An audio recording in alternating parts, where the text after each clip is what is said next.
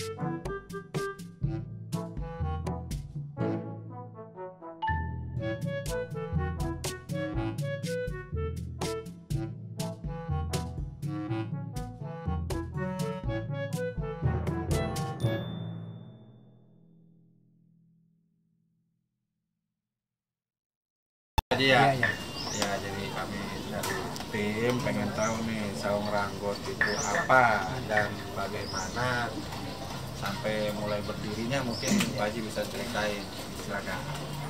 Kalau cerita saung ranggon ini kan diperkirakan ya, ini versi saya setelah bertanya-tanya semua pihak, baik itu para tokoh terdahulu ya, mantan-mantan kepala desa, bahwa ini kan katanya kan base camp Mataram.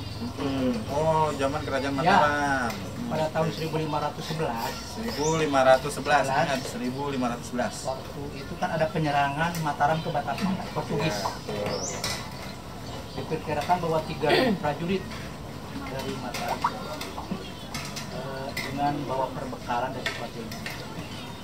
Kita bisa membayangkan berapa bahan makanan yang harus dibawa 3.000 prajurit ya kan. Kalau katanya sampai ke sini kan kehabisan bahan makanan, sehingga penyerangan itu kan dibatalkan. Portugis jadi tidak jadi penyerangan pada waktu tahun itu. Cuman ini kan base camp ini kan apakah untuk logistik, apakah untuk para yang jelas mungkin juga dan Mataram ya untuk meeting lah, ya. Kenapa? Karena di sini banyak, contohnya makam-makam dari Mataram, Bahdin Abbas di belakang Bening. Oh, di sini daerah sini ya, banyak. Jadi di kawasan Mbah Bujang, di dekat kolorasinya Mbah Bali. Cuman kalau di sini nyebutnya Mbah Bali. Cuman tahu namanya, tahu Mada atau siapa? Karena nggak tahu namanya. Saya pernah coba ke sana, ke makam Mbah Bali. Di situ ada orang tua. Saya tanya, Kong ini makam siapa, Kong? Wah, itu dari Mataram. Ya udahlah, berarti agak ya, ketemu lah, agak nyambung. Nah, itu konon katanya kan waktu itu kalau tidak berhasil kan anggap aja kasarnya mah kalah perang ya kan ya. Sehingga prajurit-prajurit itu banyak terlantar, 3.000 prajurit. Kalau saya kalkulasikan mungkin Bekasi kan bahasanya Melayu atau Sunda ya.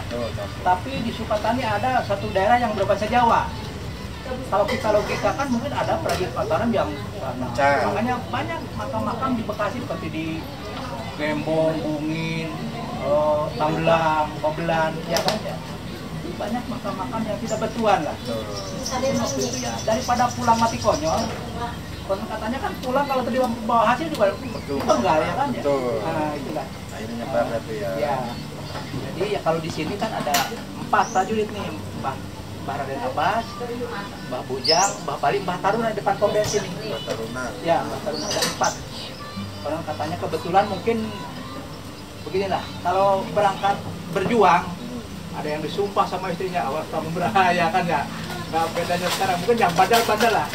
Kalau Mbak Raden Abbas dia punya istri, makam istrinya di sini nih. Namanya Mbah Bidah, ya kan? Mbah Bidah.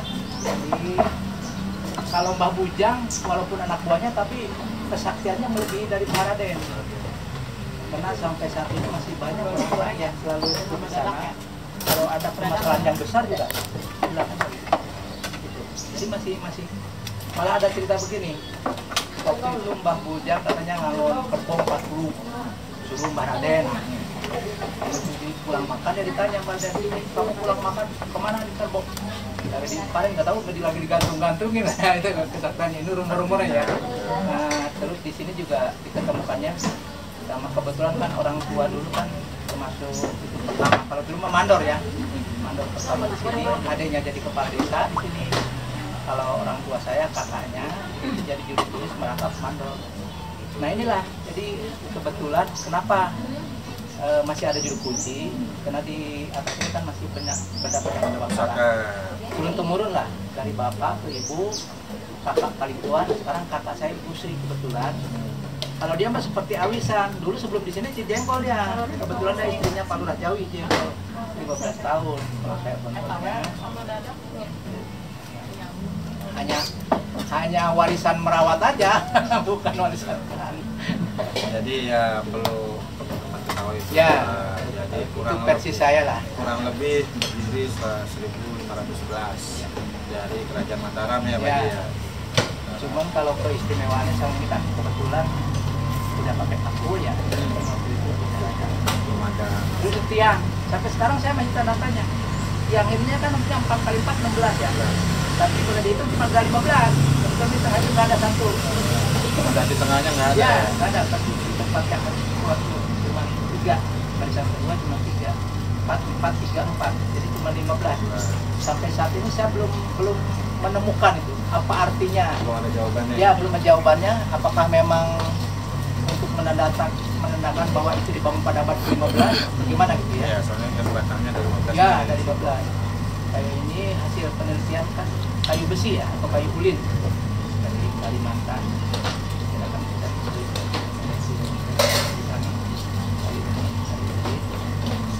sudah 2 kali pemugaran, hanya pemugaran itu pemugaran ringan aja, ringan.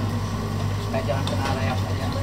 Pada tahun 80 sampai tahun 90 pernah dipakai gunting, tapi dikembalikan lagi ke tilang. Ya kan kalau biasanya orang-orang kan pada tahunnya ya Bekasi pada tahunnya Bekasi itu cuma punya gedung 2. Ya.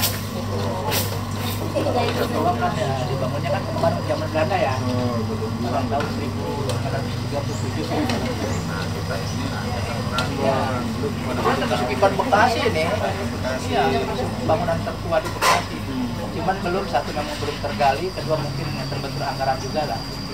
Kita melakukan proposal, yang kali ini harus di pondok kita sini. Kenapa terturun begini? Karena ini kan masih ada binatang-binatang di desa ini. Tentunya kalau yang jadi kemarin juga waktu Ibu Nani juga sudah pernah ngomong, Bang, kan sudah ada kan pondok ini sebelah sana.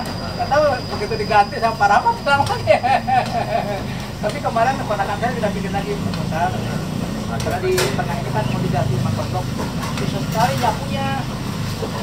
Iya, kalau pakai itu kan batu-batu saja kan batu-batu itu. Kalau di pondok kan agak enakan gitu nyapunya. Kemarin itu yang didengar lagi.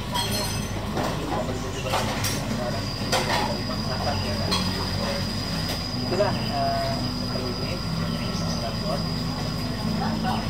kebetulan memang ya aja merasa tanggung jawab walaupun memang dana pribadi saya gajian nyapu juga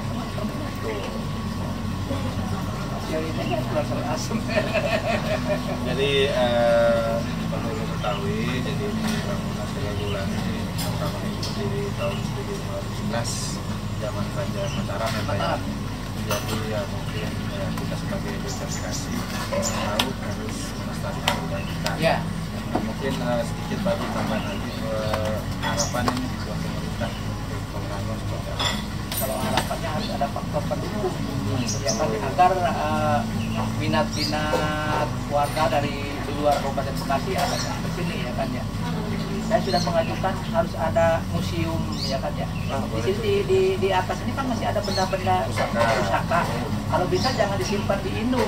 Harus ada bangunan khusus ya. sederhana aja lah, bikin bangunan atau ditambahkan dengan apa benda-benda yang sekarang hampir punah, seperti gerobak, alat-alat mencangkul, tanam padi kan anak-anak sekolah kan nggak ngerti sekarang. Yang namanya teh mani-ani juga udah nggak tahu anak sekarang ya kan. Seperti lupu, garu ya kan ya. Ya itu aja lah, iya kan ya. Nggak usah yang permanen lah, cukup belandongan cuman bawahnya keramik ya kita. Gerobak, roda sapi itu ya kan. Kan hampir punah tuh ya. Lupu, ya kan garu, terus ani-ani itu.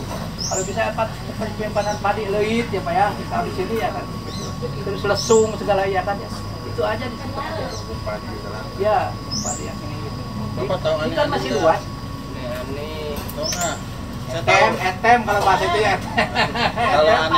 Kalau aneh-aneh setahu saya oma-oma. Kalau ada aneh. nenek-nenek. Iya ya. Jadi gitu tuh ya betul. Terus kalau di Kerawang itu dulu kalau tempat tempat itu kayak kiser itu ya.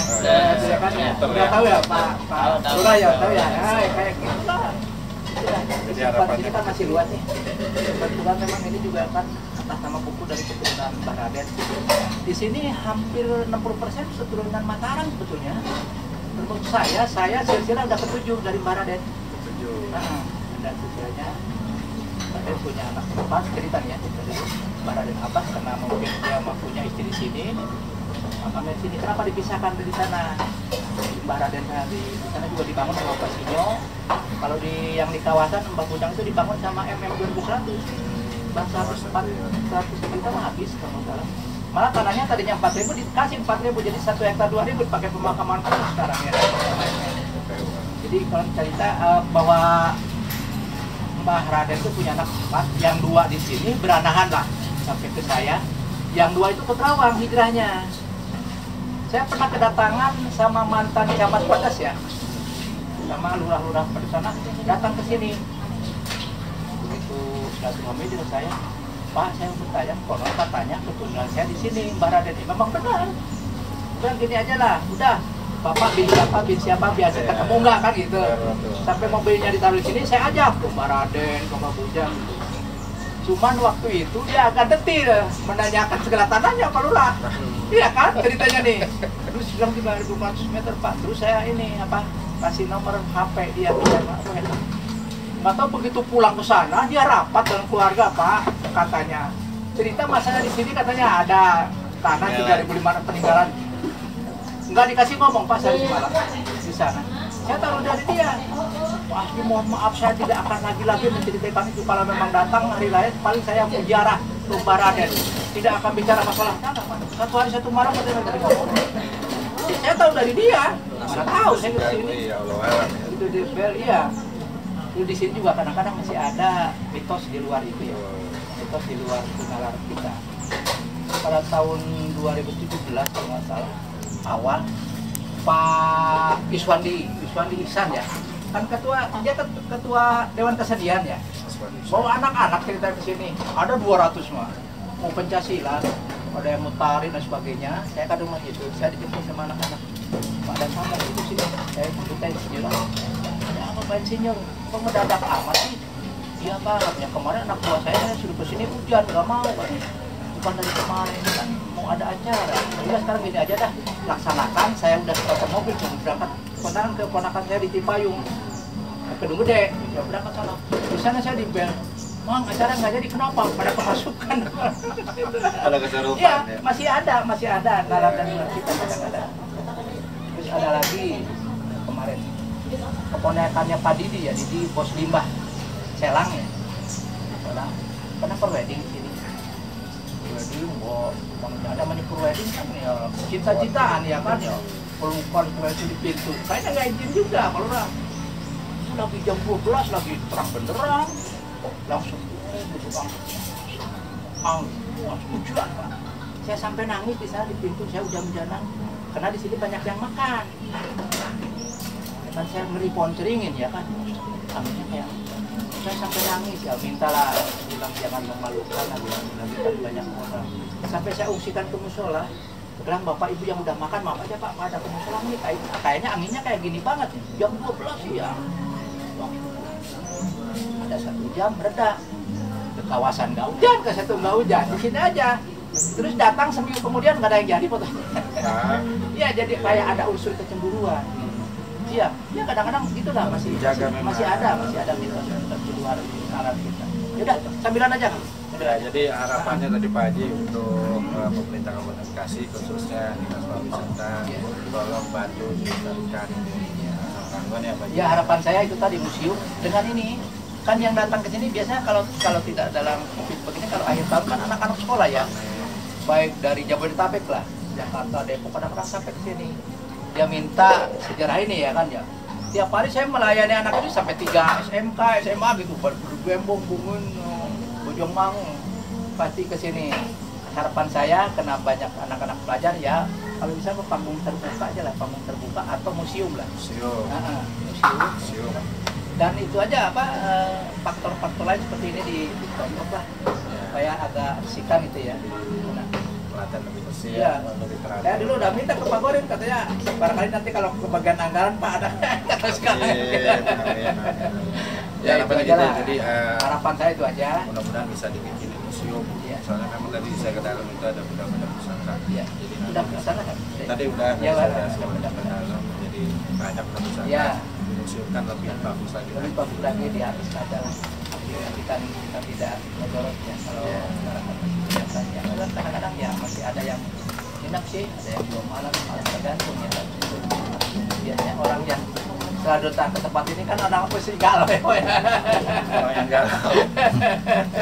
Oke, kalau begitu terima kasih banyak Ya. Pak Haji informasinya. Terus ya karena di tempat Tarawali dulu ya masih ada lah di sini. Sambil kita makan siang. Ya, makan siang dulu. Kita lanjut Ya. lagi. Terima kasih. Silakan. Tetap di channel ini. Ayo bareng Pak.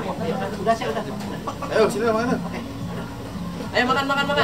Berdiri belok Nih, ke pohon. ada apa nih makanannya nih? Coret nih.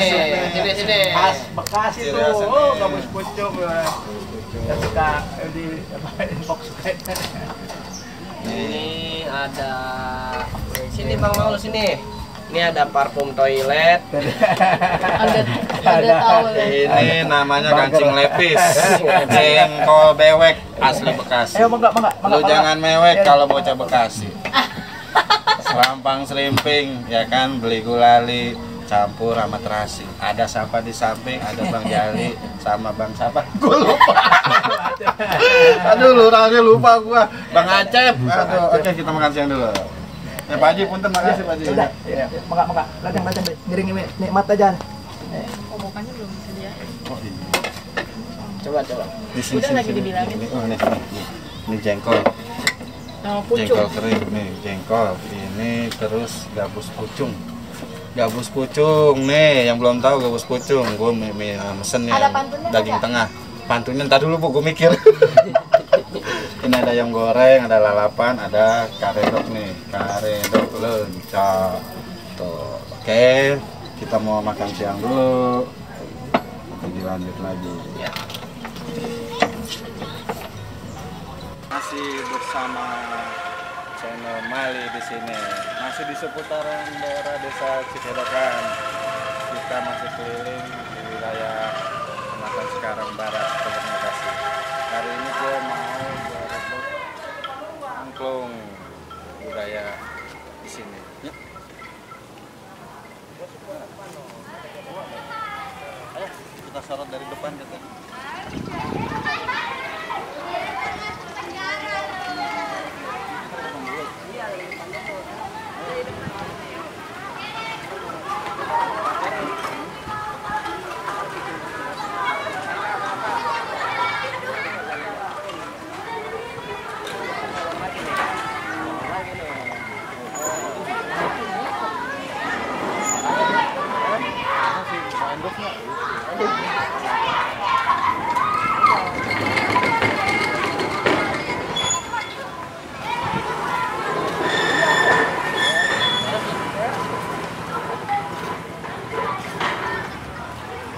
Sini dari sini.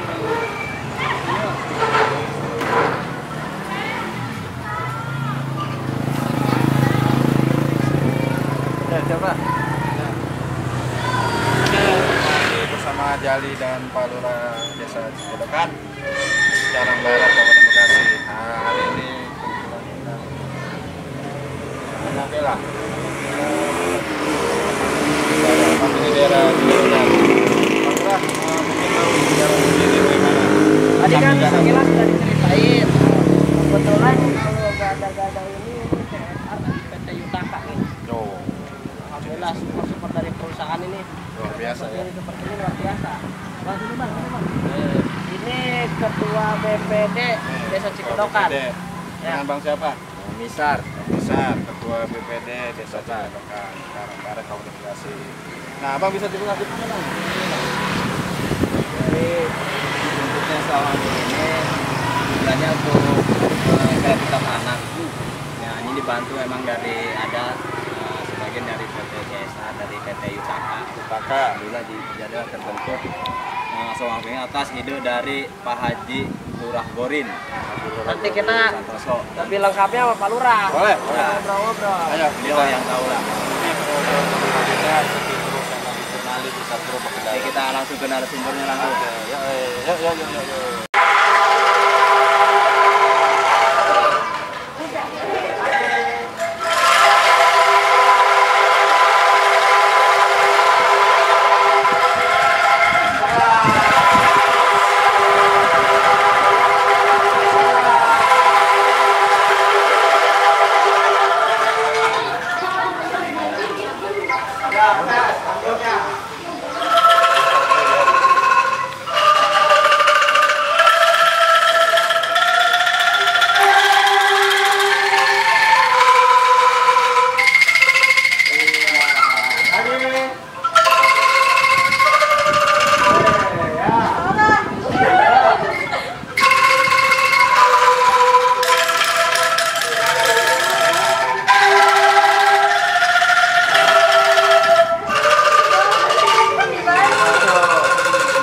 Depan ya, satu.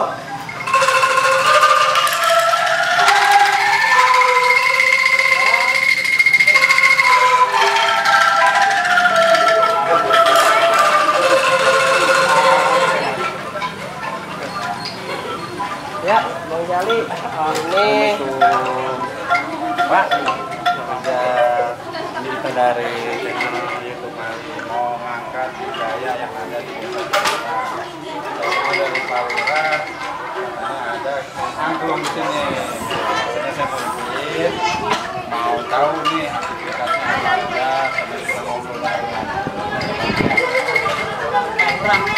Oh, Pak Lurah. ini Bang Lurah Cikedokan. Hormat. Hormat. Apa lagi Bang? Jadi ya Pak Ji ya.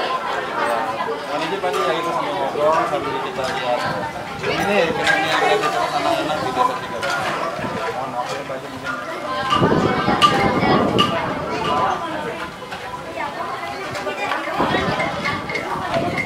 nanti kita lihat ya anak-anak. Bentar ya adik-adik ya. Selo.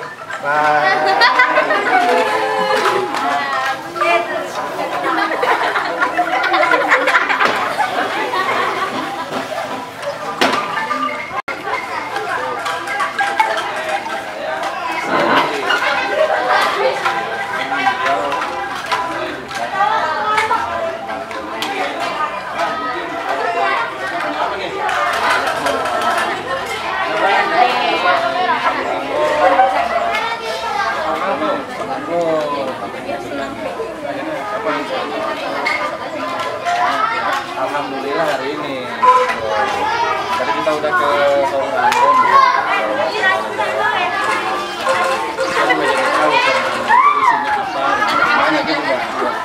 Dari sana akhirnya kita kesini nih sama Untung. Makanya saya tanya ini konsepnya awal tuh sampai berdirinya Saur Ambon ini gimana? Ini memang berawal dari Oh ya. tahun 2016 ya. Sedangkan Cikedokan termasuk salah satu anak. Saat itu kita hanya punya aktivitas anak yang areanya ukurannya itu mungkin hanya 2 kali 3 meter bangunannya.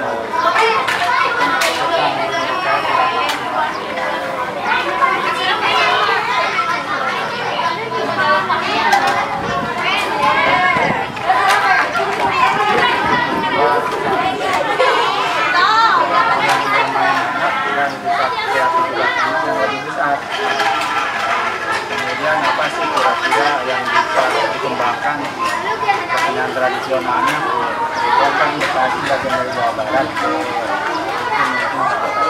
yang memang udah mulai langka, penurun langka. Tahun 2017 kita bangun, 2018 kita. Jadi dari 2018 ya, awalnya udah lama ya. Ya, dari 2016. 2016, berdirinya 2018.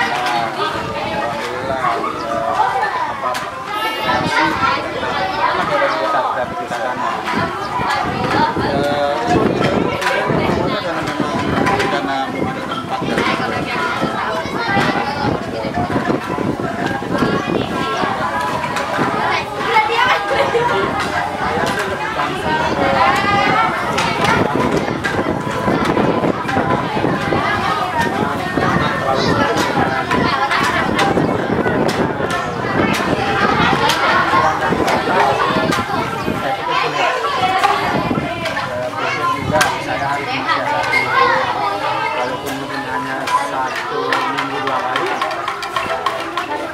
fokuskan anak-anak ya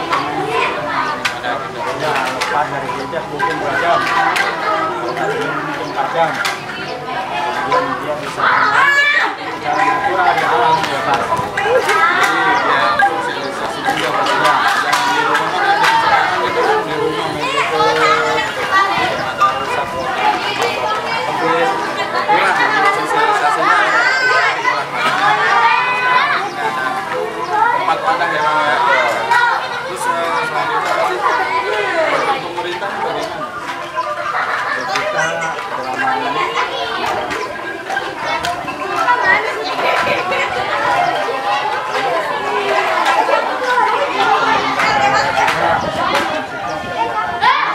karena kita juga bekerjasama dengan DP3A. Ketika ada kegiatan pemerintah daerah, anak-anak selalu gabung panen, bawahan kesehatan nabung.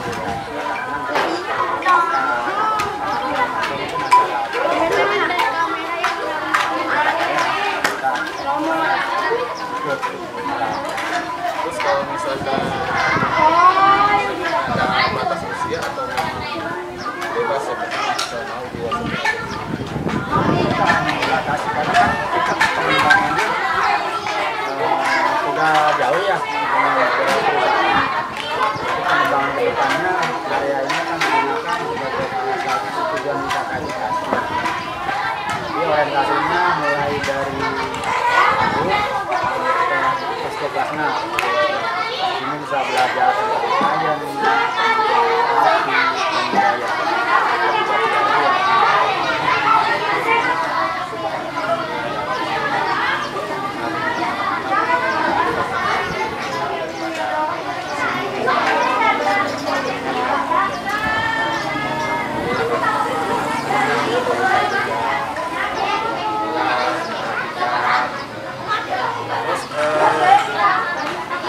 Berdirinya ini pasti banyak nih suka dukanya halangan macam itu banyak.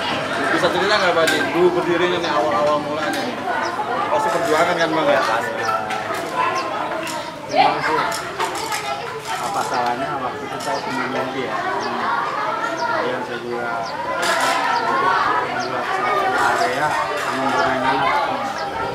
Di sini alhamdulillah ada kurang lebih 7.000 meter. Bisa digunakan sebagai fasilitas. Nah, kalau suka dukanya itu pasti ada pasti. Dulunya kan tempat sampah ya, apa yang sampah bau gitu kan. Kemudian bagaimana saya merubah ini supaya bisa menjadi taman, itu kan memang sangat biasa.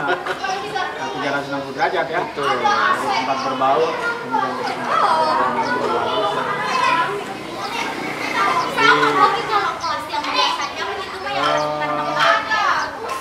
Dukanya berkaitan dengan masalah anggaran pasti.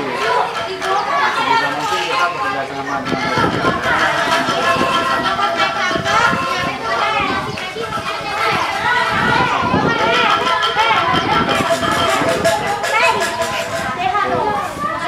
jauh dari mimpi, maka jangan takut kalau bermimpi. Gitu.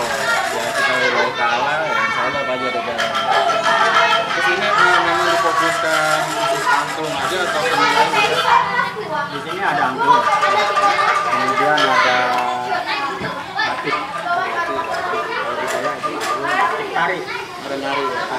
regional dari sana. Untuk jadi di sini ada angklung, jalur kreatif,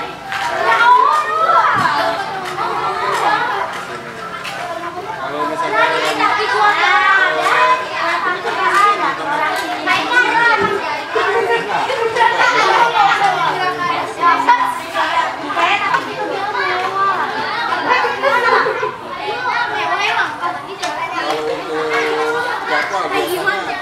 latihan atau kegiatan itu seminggu ke 1 minggu.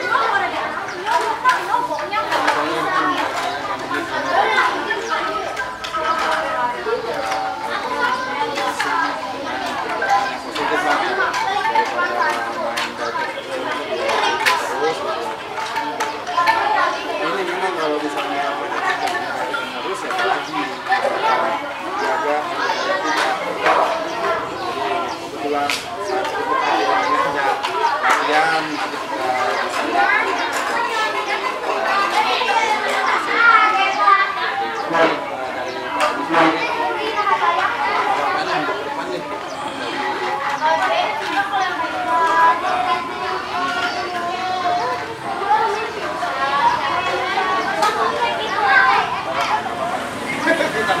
ya harapannya apa? Jadi menurut saya masa depan bangsa ini terletak di pundak generasi yang akan datang. Setuju. Mungkin generasi selanjutnya akan anak-anak. Jadi saya membayangkan bagaimana ke depan kalau anak-anak itu dari seusia dini sudah dibentuk karakternya. Ya, ini harapan kita semua bahwa generasi-generasi penerus akan mewarisi generasi sebelumnya. Kaitan dengan pusat kreativitas anak ini apa sih yang perlu dikembangkan? Ya, kita orientasinya ke Bekasi. Oh, Bekasi punya budaya, ada tari topengnya, ya, ada tari blanteknya, kemudian juga Bekasi bagian dari Jawa Barat, yang mungkin angklung yang sudah mendunia, tapi mungkin jarang diminati oleh banyak orang, makanya saya kembangkan itu. Saya harap juga pemerintah daerah terus bisa mengembangkan hal ini di daerah-daerah lain, gitu. Ya, karena pemerintah daerah juga kan punya forum anak yang bisa lebih dimaksimalkan. Sama mungkin dari dinas pariwisata kan? Ya, sama pariwisata ya tolong diperhatikan ini budaya-budaya Bekasi. Kita yang di bawah ini udah berjuang ya tolong dibantu bagaimana gitu kan. Iya, jangan sampai kita mati-mati obor nih ke belakangnya awal gitu kan, ke sononya padam, jangan seperti itu. Oke, itulah tadi harapan dari Pak Haji ya, semoga generasi kita nggak bakalan lupa sama budaya sendiri Pak ya. Jadi nanti kita bakalan lihat latihan anak-anak di sini, latihan angklungnya, ikutin terus channel YouTube. Jadi saya izin dulu ya. ya.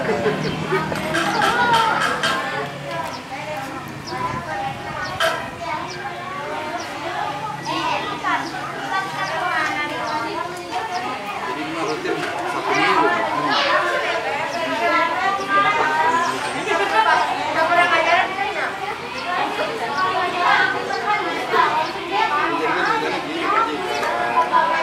Saya ini mau angkat budaya-budaya tahu Pak, kalau kita ngomong-ngobrol kan nggak tahu kalau ada seni budaya angklung di sini. Kan tahunya Bekasi kan di Bondo.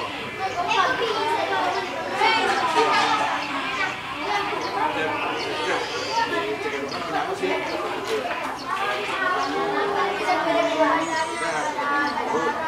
Angkat.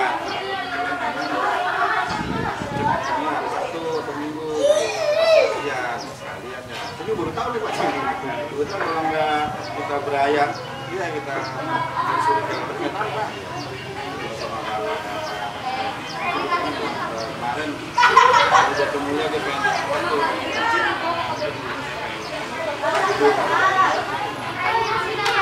Dulu sih mama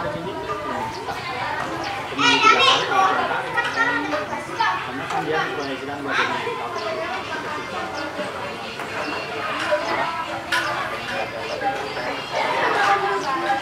Masih dengar dulu katanya nggak tampil ya di Kabupaten Bekasi.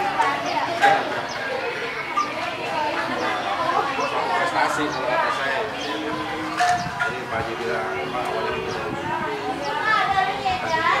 kira-kira tidak mungkin jadi mungkin dia ya kita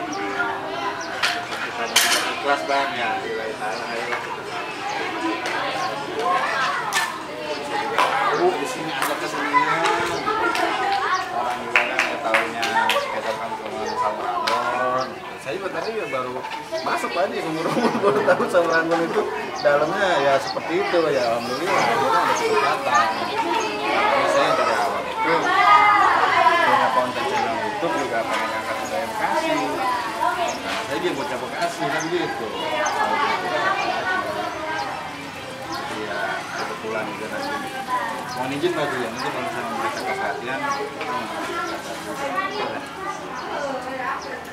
udah kalian nama Pak Lura.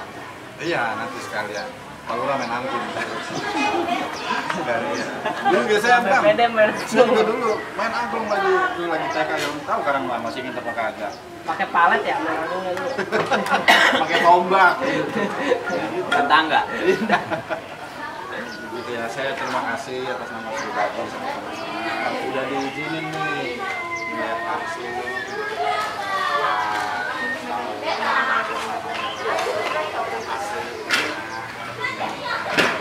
Kalau saya nanti kemarin nongkrong gitu ya.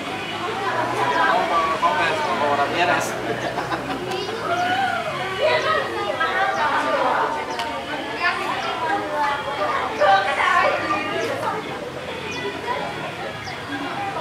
Ayo. Ya, sekarang kita belajar baca notasi ya. 1, 2, 3. Ya, lagi.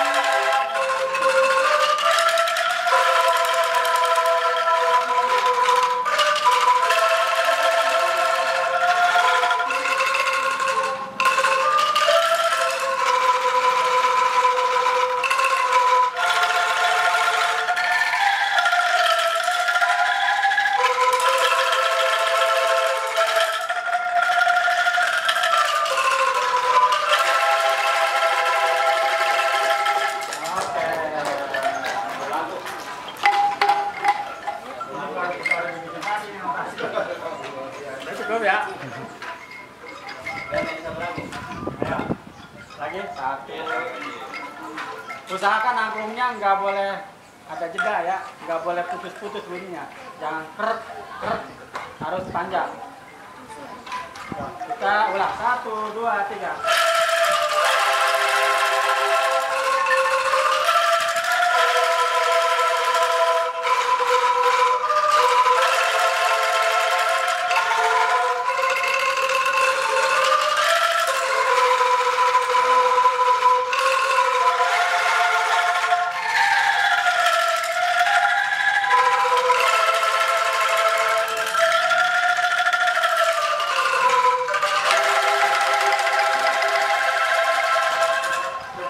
Latihan hari ini sampai ketemu minggu depan. Hari Sabtu ya.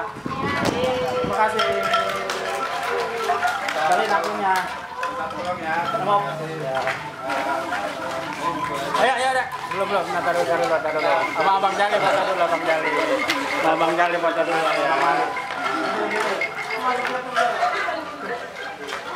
Terima kasih ya.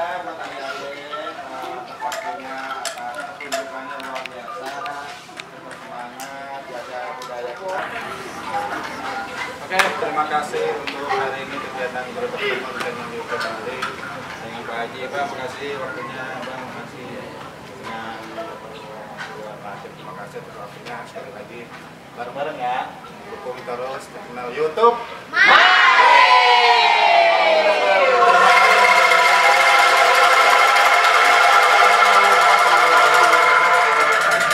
Nanti nonton YouTube-nya ya.